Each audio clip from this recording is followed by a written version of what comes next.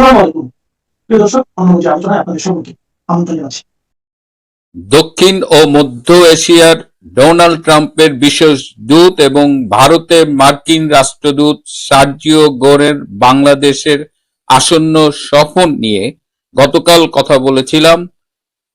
সেই সফর উপলক্ষে বর্তমানে আমেরিকায় অবস্থানরত বাংলাদেশের পররাষ্ট্রমন্ত্রী ডক্টর খলিলুর রহমানকে জরুরি ঢাকায় তলব করা হয়েছে।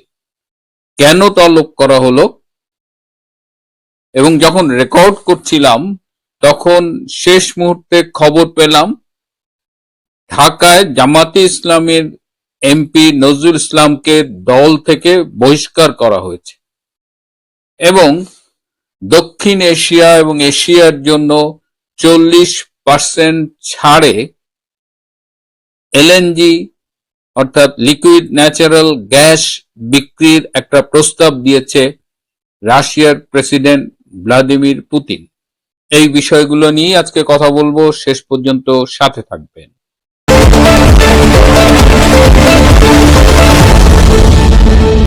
আসসালামু আলাইকুম, আদাব এবং নমস্কার।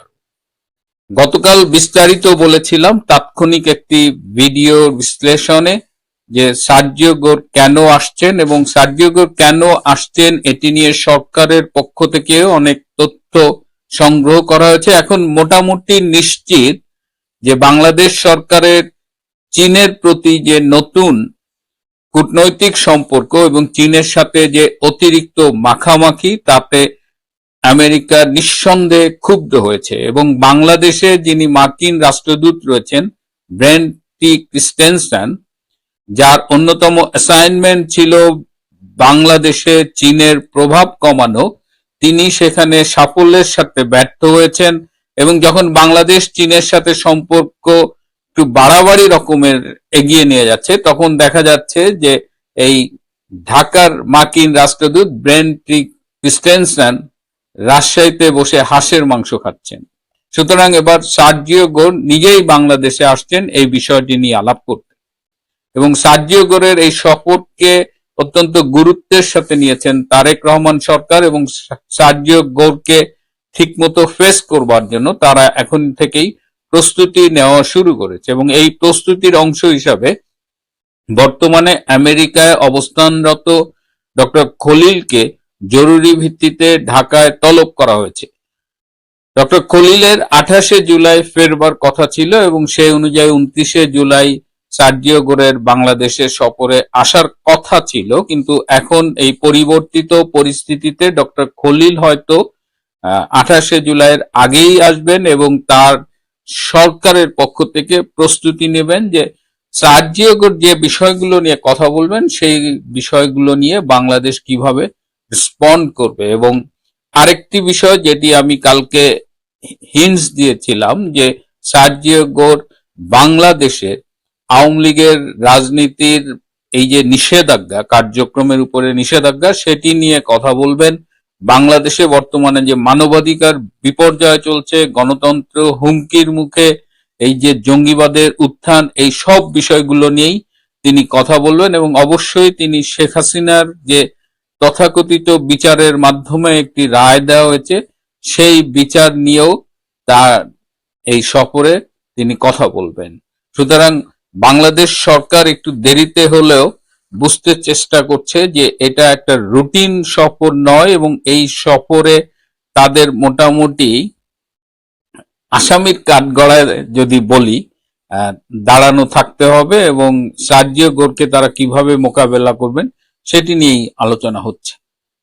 সার্জিও গোরের প্রসঙ্গ নিয়েই আজকে কথা বলবো, এটি যখন ঠিক করেছি একদম শেষ মুহূর্তে খবর পেলাম যে আপনারা ইতিমধ্যেই জানেন যে জামাতে ইসলামের এই সাতক্ষীরা 4 থেকে নির্বাচিত এই এমপি নজরুল ইসলাম, তার একটি ভিডিও ভাইরাল হয়েছে এবং এই ভিডিও নিয়ে কথা বলবার আদৌ কোনো ইচ্ছে আমার ছিল না, গতকালও বলিনি, কিন্তু জামাতে ইসলাম তারা প্রথমে ডিফেন্ড করার চেষ্টা করেছে তাদের এমপিকে। এই জামাত শিবিরের বট বাহিনী প্রথমে বলেছে এটা এআই নির্মিত একটি ভিডিও, তারপর তারা বলেছে যে এই তরুণী তার দ্বিতীয় স্ত্রী এবং দ্বিতীয় স্ত্রী বানানোর জন্য সাতক্ষীরার কাজীকে পর্যন্ত ম্যানিপুলেট করা হয়েছে, তার প্রথম স্ত্রীকে যে স্টেটমেন্ট দেওয়া হয়েছে, এই তরুণী তাকে দ্বিতীয় স্ত্রী হিসেবে স্টেটমেন্ট দেওয়ানো হয়েছে।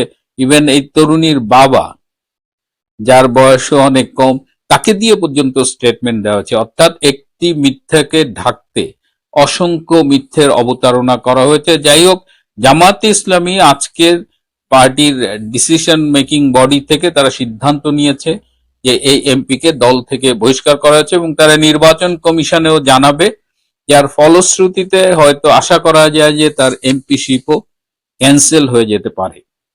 এই নজরুল ইসলাম এবং এই ভিডিও নিয়ে যখন সামাজিক যোগাযোগ মাধ্যমে ট্রল হচ্ছে, তখন আমরা একটু বিষয়টা অন্যভাবে দেখার চেষ্টা করছি। তার আগে একটু ফ্যাক্টস জানিয়ে দিই। এই এমপির যে ড্রাইভার, তার আপন ভাগ্নি হলো এই মেয়েটি, এবং এমপি কে রিকোয়েস্ট করেছিলেন ড্রাইভার সাহেব যে তার ভাগ্নির একটা চাকরির ব্যবস্থা করার জন্য, এবং তাকে একটি সিভিও দেওয়া হয়েছিল। এই ভাগ্নিকে চাকরির প্রলোভন দেখিয়ে এই এমপি সাহেব তার সাথে এই শারীরিক সম্পর্ক স্থাপন করে, এবং এই ড্রাইভারের কাছে এই নজরুল এমপির অনেক আকামের দালিলিক প্রমাণ রয়েছে। তার কাছে নাকি আরো ভিডিও রয়েছে, এবং এই যে ভিডিওটা করা হয়েছে, এই ভিডিওটিও করেছে এই ড্রাইভার, এবং এর ফলে এই এমপি এই ড্রাইভারকে প্রচুর পিটিয়েছে, এবং ড্রাইভারের জীবন এখন সংশয়ের মুখে, যে কারণে ড্রাইভার তারেক রহমানের কাছে তার জীবনের নিরাপত্তার চেয়ে একটি চিঠি লিখেছে। যে কথাটি বলতে চাচ্ছিলাম, যে এই ট্রলের মধ্যে যে বিষয়টা আমরা মিস করে ফেলেছি, বা যেটি আমাদের আদৌ করা উচিত কিনা, বা ভবিষ্যতে এই বিষয়টি নিয়ে আমাদের গুরুত্বের সাথে ভাবা উচিত, যে একজন এমপি এখানে দোষী, এবং সেখানে আমরা এমপির পাশাপাশি মাত্র 18 বছর বয়সী একজন তরুণীকে যেভাবে এক্সপোজ করলাম, যেভাবে তার ভিডিও সবখানে ছড়িয়ে দিলাম, তাতে এই তরুণীর বাকি জীবনের ভবিষ্যৎ কি? সে যতদিন বেঁচে থাকবে এই ভিডিও মানুষের কথা তার পিছন তাড়া করবে। আমি জানি না এমপি সাহেব তাকে আসলেই বিয়ে করবে কিনা, এবং এমপি তো এখন সব হারালেন, তার এমপিত্ব সম্ভবত থাকবে না, দল থেকে বহিষ্কৃত হলেন। আগামীতে তিনি শাস্তির মুখোমুখি হবেন কিনা, একজন ইসলামী ছাত্রী সংস্থার দেখলাম সে দাবি তুলেছে, যিনি প্রথমে এই এমপির পক্ষে 2টি ভিডিও করেছিল, তৃতীয় ভিডিওতে এসে তিনি তার ভুল বুঝেছেন এবং এই এমপিকে শরিয়া আইন অনুযায়ী তাকে মাটিতে পুঁতে পাথর নিক্ষেপ করে হত্যার দাবি জানিয়েছেন। সুতরাং এই এমপির আগামী দিনগুলো ভালো যে যাবে না সহজেই বোঝা যাচ্ছে। এই অবস্থায় এই মেয়েটি এই এমপির দ্বিতীয় স্ত্রীর মর্যাদা নিয়ে, বা সত্যি সত্যি বিয়ে করেন কিনা, বা সেই বিয়েতে আদৌ এই মেয়েটির কোনো উপকার হবে কিনা, এই বিষয়গুলো নিয়ে আমরা ভাববো। পাশাপাশি এটা যেন আমরা ভাবি যে এই ভিডিওগুলো যখন আমরা ভাইরাল করি, ট্রল করি, তখন যেন যে ভিকটিম, তার প্রাইভেসি, তার কনফিডেন্সিয়ালিটি, এই বিষয়গুলো নিয়ে যেন আমরা একটু ভাবি। এদিকে বাংলাদেশ যখন আমেরিকার সাথে গোপন বাণিজ্য চুক্তির কারণে বাজার দরের চাইতে প্রায় 50% অতিরিক্ত দামে এই লিকুইড ন্যাচারাল গ্যাস বা এলএনজি কিনছে, ঠিক সেই সময় রাশিয়ার পক্ষ থেকে এশিয়ার দেশগুলোর জন্য এলএনজি ক্রয়ে 40% ছাড় দেওয়া হয়েছে। অর্থাৎ অনেক কম দামে রাশিয়া এলএনজি বিক্রি করবে, এবং এই কম দামে এলএনজি কেনার ফলে সেই দেশের ন্যাচারালি শিল্পায়ন এবং যেসব জায়গায় এলএনজি ব্যবহৃত হয় সেক্ষেত্রে অনেক অর্থের সাশ্রয় হবে। কথা হলো যে মার্কিন বাণিজ্য চুক্তি স্বাক্ষরের পরে বাংলাদেশ কি আদৌ এই মূল্য ছাড়ের সুযোগ নিতে পারবে কিনা? প্রিয় বন্ধুরা, আজ এ পর্যন্তই। ভালো থাকবেন, সুস্থ থাকবেন, তার চেয়েও জরুরি হলো নিরাপদে থাকবেন। সবাইকে অনেক ধন্যবাদ। আসসালামু আলাইকুম ওয়া রাহমাতুল্লাহি ওয়া বারাকাতুহু। সম্মানিত দর্শক, শেখ হাসিনার দেশে ফেরার যে ঘোষণা, এই ঘোষণার উপরে এই মুহূর্তে বাংলাদেশে অন্য কোনো খবর নেই। বাংলাদেশের রাজপথে আমি যখন আজকের এই অনুষ্ঠান করছি, ঠিক সেই সময়টাতে জেএনজি এইচএসসি যারা পরীক্ষা দিলেন, অর্থাৎ উচ্চ মাধ্যমিক যারা পরীক্ষা দিলেন, তারা শিক্ষামন্ত্রীর পদত্যাগের দাবিতে পুরো ঢাকা শহর কার্যত অচল করে রেখেছেন। রাজপথে বিচ্ছিন্নভাবে সংঘর্ষ হচ্ছে, তারপর গাড়ি ভাঙচুর হচ্ছে, আরো নানা রকম ঘটনা ঘটছে। এরই মধ্যে আবার প্রধানমন্ত্রী আজকে একটি অনুষ্ঠান করেছেন শিক্ষামন্ত্রীকে নিয়ে। স্পষ্টতই বোঝা যাচ্ছে যে বিষয়টির যে রাজনৈতিক সমাধান, সেই রাজনৈতিক সমাধান হয়তো সরকার চাচ্ছে না। এ কারণে যখন রাজপথে যে বিষয়টি নিয়ে আন্দোলন হচ্ছে এবং যে মুখটি দেশের সেই প্রায় 20 লাখ ছাত্রছাত্রী, তার সঙ্গে যে অভিভাবক মিলে কয়েক কোটি মানুষ যে মুখটির বিরুদ্ধে বিষোদ্গার করছে, ঠিক সেই মুখটিকে নিয়ে প্রধানমন্ত্রী যখন আজকের দিনে অনুষ্ঠান, যদিও সেটা পূর্ব নির্ধারিত, করছেন, ইট মিনস শিক্ষামন্ত্রীর উপর প্রধানমন্ত্রীর যে আস্থা, বিশ্বাস, ভালোবাসা, এটি অবিচল। এই কারণে যারা একটু বাঁকা চিন্তা করেন, বিশেষ করে আওয়ামী লীগের যারা লোকজন আছেন, তারা বলার চেষ্টা করছেন যে এই যে রাজপথে যা কিছু হচ্ছে, এটা মূলত সাজানো। এই কাজটি করা হচ্ছে যেন কোনো অবস্থাতেই মানুষের মন মানসিকতা শেখ হাসিনার দিকে না যায়, আওয়ামী লীগের দিকে না যায় এবং দেশ নিয়ে উত্তাল থাকে, এবং সময় মতো সেটি যেন আবার খেয়ে দেয়া যায়। আর আওয়ামী লীগের ধরনের কথা স্মরণ করার যথেষ্ট কারণ রয়েছে। এই কারণ হলো আওয়ামী লীগ এই খেলা বহুবার খেলেছেন। 17টি বছর ধরে তারা খেলেছে। প্রেস ক্লাবের সামনে যাদেরকে তারা নেতা বানিয়েছে টাকা দিয়ে, পয়সা দিয়ে, তারা অনেকেই এখন মন্ত্রী পরিষদে। যে সকল আন্দোলন, লড়াই, সংগ্রাম জাগ্রত রেখে বিএনপি এবং জামাতকে পিটিয়ে তারা বোঝানোর চেষ্টা করছে দেশে গণতন্ত্র আছে, নচেত এরকম হলো কি করে, এগুলো সব পুরোনো খেলা। ঠিক সেই খেলার কোনো এক ফাঁকে তারা হোঁচট খেয়েছেন, তাদের পা পিছলে গিয়েছে এবং সেই পচা শামুকে তাদের পা কেটেছে। তো সেদিক থেকে যদি বর্তমান সরকার একই কাজ করে থাকে, অন্যায় কিছু তো নয়। আর এই আন্দোলনটি কিভাবে চলছে, কারা করছে, কারা পিছন দিকে মদত দিচ্ছে, এই সমস্ত কথাবার্তা সরকারের চাইতে আওয়ামী লীগের যারা লোকজন তারা বেশি ভালো বুঝতে পারবেন। এর কারণ হলো 17টি বছর ধরে তারা এই আন্দোলন চালিয়ে আসছে। কাজে এগুলো নিয়ে এখানে আমি কোনো কথা না বলে আমি শুধুমাত্র শেখ হাসিনার দেশে ফেরার ঘোষণা, এটা আওয়ামী লীগের জন্য উপকার হবে না ক্ষতির কারণ হবে, সেই বিষয়গুলো নিয়ে সংক্ষেপে আলোচনা করব। শেখ হাসিনা ঘোষণা দিয়েছেন তিনি ডিসেম্বরের মধ্যে বাংলাদেশে ফিরবেন, সঙ্গে তার যারা নেতৃবৃন্দ রয়েছেন তারা ফিরবেন, এবং তার যারা নেতৃবৃন্দ তারা ইন্টারনেট প্রোটোকলে এসে বলছেন যে আমরা যাব। কেউ কেউ নেত্রীর সঙ্গে দেখা করার জন্য ইতিমধ্যে দিল্লিতে এসে পৌঁছে গেছেন। তারপর অনেকে চার্টার প্লেনে করে, অর্থাৎ শুধুমাত্র ইংল্যান্ড থেকে নাকি 10টি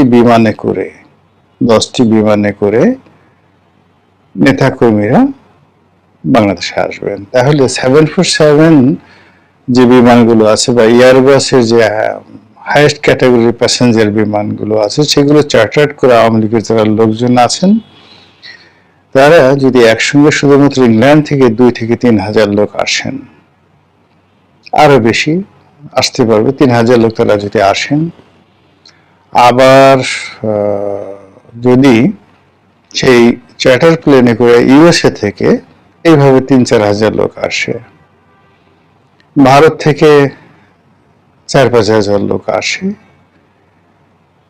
মানে জিনিসটা কেমন হয় আবার একটু চিন্তা করুন তো। এটা কিন্তু আপনি একেবারে উড়িয়ে দেবেন, not like that, because they have money, they have power, they have communication এবং they know how to handle ইট।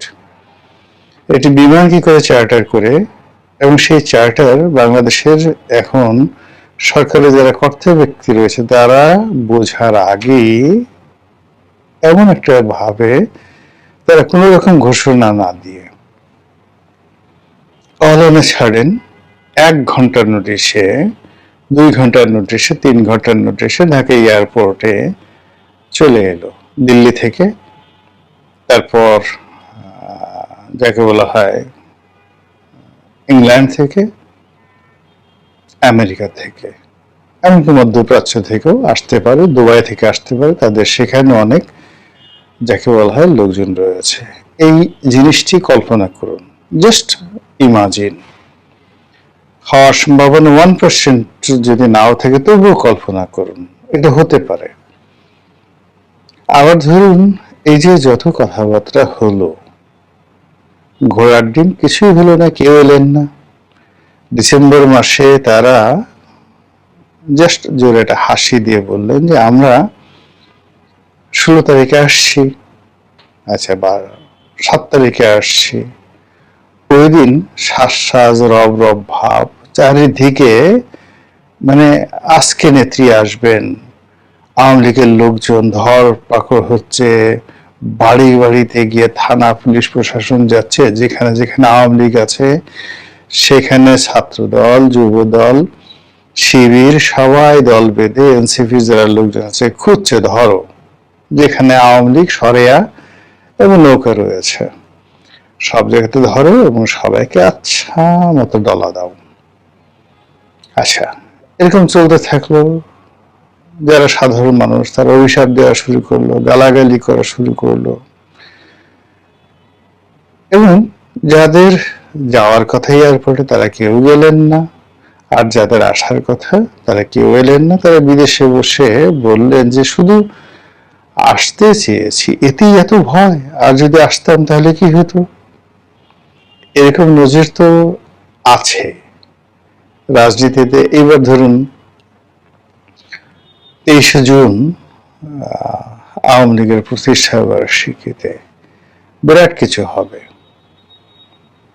মানে বিরাট কিছু হবে, এবং আওয়ামী লীগ বিশেষ করে ইন্টারনেটে এবং টেলিফোনে তারা যে তৎপরতা দেখাচ্ছে, মনে হচ্ছে যে তারা সারা পৃথিবীর অধিকর্তা।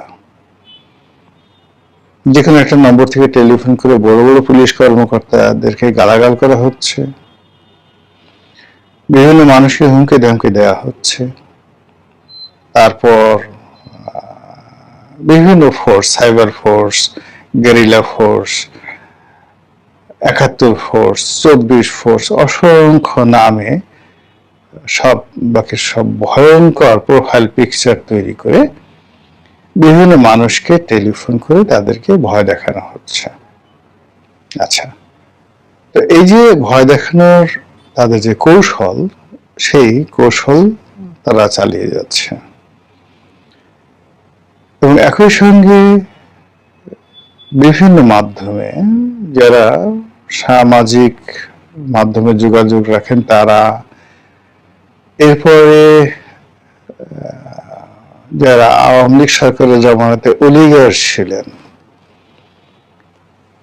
আওয়ামী লীগ সরকারের আগে আমলে 1 নম্বর অলিগার ছিলেন সামরিক, বেসামরিক এবং পুলিশ কর্মকর্তারা।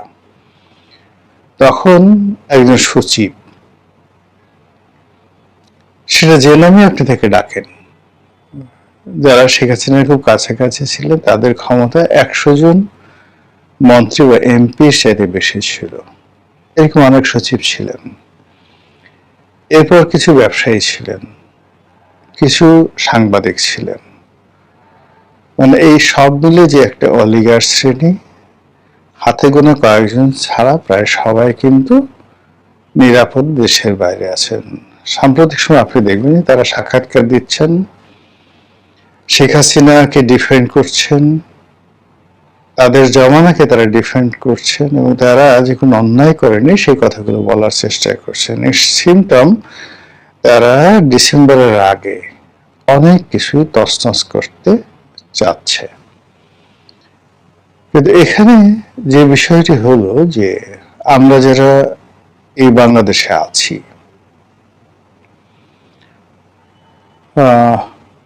এর বাইরে আওয়ামী লীগের যে সকল নেতাকর্মী বাংলাদেশে পালিয়ে আছেন, প্রকাশ্যে আছেন, হাত পা ধরে কোনো মতো বেঁচে আছেন, এক দুর্বিষহ জীবন আওয়ামী লীগের যারা নেতাকর্মী প্রকাশ্যে আছেন, তাদের পরিবার বলতে গেলে এখন গণিমতের মাল হয়ে গেছেন। তাদের ধন সম্পত্তি এগুলো আল্লাহর মাল হয়ে গেছেন। যে কেউ ইচ্ছা করলে এই জিনিসগুলো দখল করে নিতে পারে, সেটা গুলশানের বাড়ি হোক কিংবা গাজীপুরের ফ্যাক্টরি হোক, ডাজ নট ম্যাটার। এই মানুষগুলোর যে দুর্বিষহ জীবন, তারা ডানে যেতে পারছে না, বামে যেতে পারছে না। 17 বছরে তারা শুধুমাত্র আওয়ামী লীগকে সাপোর্ট করেছেন, কিন্তু কখনো কোনো সুযোগ নেননি। এই সময়টাতে এসে আল্লাহর গজব এবং মানুষের গজব যুগপৎ ভাবে এদের উপরে এসে পৌঁছে গেছে। তো এই মানুষগুলো আর এক দফা দমন পীড়নের শিকার হচ্ছেন। আপনারা জানেন যে ইতিমধ্যে পুলিশ তার তৎপরতা বাড়িয়ে দিয়েছে। তারপর সরকার সমর্থক যে সকল রাজনৈতিক সংগঠন রয়েছেন তারা বেশ অ্যাডামেন্ট। মূল ব্যাপার হলো সরকার যায়, নতুন সরকার আসে, কিন্তু দমন পীড়ন 2 নম্বরে যে কাজগুলো আছে সেইগুলো আসলে পরিবর্তন হয় না, আরো খারাপ দিকে যায়। বিএনপি হয়তো ভালো কাজ করছে বেশ কিছু, কিন্তু আওয়ামী লীগের যে ভালো কাজগুলো সেইগুলো তারা কোনো অবস্থাতেই কন্টিনিউ করতে চাচ্ছে না। 2 নম্বর হলো যে আওয়ামী লীগ জামানাতে যে ভালো কাজগুলো না হয়ে যে মন্দ কাজগুলো হয়েছে, তার একটাও এই জামানাতে বন্ধ না হয়ে আরো বহুগুণে বেড়ে গেছে। আজকে দেখলাম ইয়াবা একটা চালান ধরেছে, কক্সবাজার থেকে আসছিল, সেখানে স্বরাষ্ট্র মন্ত্রণালয়ের স্টিকার। বোঝার চেষ্টা করেন, কক্সবাজার থেকে আসছে, স্বরাষ্ট্রমন্ত্রীকে ব্যবহার করে, তার নাম ব্যবহার করে দুর্বৃত্তরা স্বরাষ্ট্রমন্ত্রীর এবং তার এলাকার বদনাম করার জন্য ইয়াবা ভরে, গাড়ি ভরে ভরে ইয়াবা আনছে এবং সেই ইয়াবা সহ ধরা পড়ছে মহিলা। এই হলো দুর্বৃত্তপনার, যেখানে মানে এক বদিকে পুরো রাষ্ট্র কন্ট্রোল করতে পারেননি। তো সেখানে যখন হাজার বদি দাঁড়িয়ে যাচ্ছে এবং আগে যেখানে সামান্য ইয়াবা সেই আসতে, এখন ইয়াবা কেবলমাত্র বাংলাদেশে ব্যবহৃত হচ্ছে না, ঢাকাতে ব্যবহৃত হচ্ছে না, কক্সবাজার থেকে আসছে, ঢাকাতে ব্যবহৃত হচ্ছে, সারা বাংলাদেশের ডিস্ট্রিবিউশন হচ্ছে, এমনকি অন্য সীমান্ত দিয়ে ভারতে যাচ্ছে, অন্যান্য দেশে যাচ্ছে, এয়ারপোর্ট দিয়ে বিদেশে যাচ্ছে, ইউরোপে যাচ্ছে ইয়াবা। সেদিন মানে একজন একটা পার্সেল পাঠাচ্ছিল, বেশ একটা জুতা।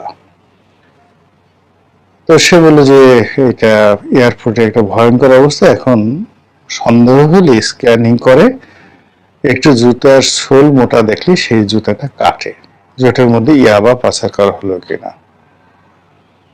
এই ঘটনা এখন প্রতিনিয়ত ঘটছে এবং যারা আন্তর্জাতিক যে কোম্পানিগুলো, ট্রান্সপোর্ট কোম্পানিগুলো লাইক ডিএসএল, ফেডেক্স, এই কোম্পানিগুলো মানে এখন তাদের ব্যবসা বাণিজ্য নিদারুণ হুমকির মুখে পড়ছে, তারা কাস্টমারদেরকে সার্ভিস দিতে পারছে না। তো এই যে মন্দ কাজগুলোর যে ক্রমবর্ধমান চাপ, এই চাপ আওয়ামী লীগের নেতাকর্মীরা আর নিতে পারছে না।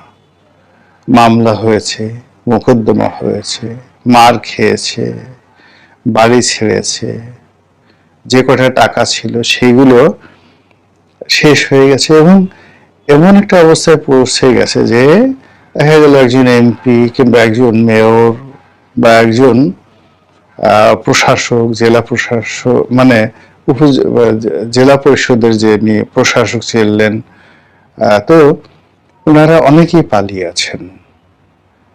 পালিয়েছেন, যার হয়তো 3-4টা বাড়ি ছিল। এখন সে ঢাকা শহরে 20-25 হাজার 30 হাজার টাকা দিয়ে একটা বাড়ি নিয়ে বা ভাড়া নিয়ে সে তার স্ত্রীকে ওখানে রেখেছে, আর সে বিভিন্ন এলাকাতে, স্ত্রী আছে ঢাকাতে, সে হয়তো আছে রংপুরে। এখন সে রংপুরে নেতাকর্মী বিভিন্ন লোকের কাছ থেকে সে এখন টাকা চাচ্ছে। মেয়র, একটা নাম করা মানে সিটি কর্পোরেশনের মেয়র, তাও কত যে ভাই আমাকে 5,000 টাকা দেন, আমি তো চলতে পারছি না। আরেকজন বিখ্যাত ব্যক্তি, একেবারে বিখ্যাত ব্যক্তি, যার বিরুদ্ধে অভিযোগ সে 400-500 কোটি টাকা সে মেরেছে, সেই লোক দেখা গেল বিভিন্ন মানুষের কাছ থেকে 10,000 12,000 করে টাকা 3-4 জন মিলে সে যেখানে আছে সেইভাবে সে চলছে। তার সবকিছু ফ্রিজ করা, ব্যাংক অ্যাকাউন্ট ফ্রিজ করা, সবকিছু ফ্রিজ করা, এবং সে মুভমেন্ট করতে পারছে না, চিকিৎসা করাতে পারছে না। এই যে আওয়ামী লীগের যে বাস্তব দুর্ভোগ এবং দুর্দশা, সেই দুর্ভোগ এবং দুর্দশা এভাবে ডেডলাইন দিয়ে, ডিসেম্বরের ডেডলাইন দিয়ে, এটা যদি সফল হয় সেটা এক ধরনের ফলাফল হবে। যদি সফল না হয়, আওয়ামী লীগের যে যতটুকু শক্তিমত্তা রয়েছে, যতটুকু গ্রহণযোগ্যতা রয়েছে, আওয়ামী লীগ সম্পর্কে যত ভয় রয়েছে, সেই ভয়টা 2027 সনে জিরো হয়ে যাবে, জাস্ট জিরো। কথা বলার মানে মানুষ এটা নিয়ে কোনো বিশ্বাসই করবে না, মিডিয়াগুলো এগুলো নিয়ে মাতামাতি করবে না, সামাজিক মাধ্যম মাতামাতি করবে না, যদি ডিসেম্বরে কোনো একটা ঘটনা না ঘটে। আবার অন্যদিকে ডিসেম্বরে কিভাবে এই ঘটনাগুলো ঘটবে সেটাও কিন্তু যারা রাজনৈতিক বিশ্লেষক, তারা কোনো অবস্থাতেই মিলাতে পারছে না যে এটি কি একটা বোগাস বো হবে নাকি আসলে কিছু একটা হবে। এনিওয়ে, যাই হোক, আমরাই দেশের বাসিন্দা, আমরা চাই দেশ শান্তিতে থাকুক, দেশের মানুষ ভালো থাকুক, সব ভালো কর্মের ধারাবাহিকতা থাকুক এবং মন্দ কাজগুলো বন্ধ হয়ে যাক। আসসালামু আলাইকুম ওয়া রাহমাতুল্লাহি ওয়া বারাকাতুহু।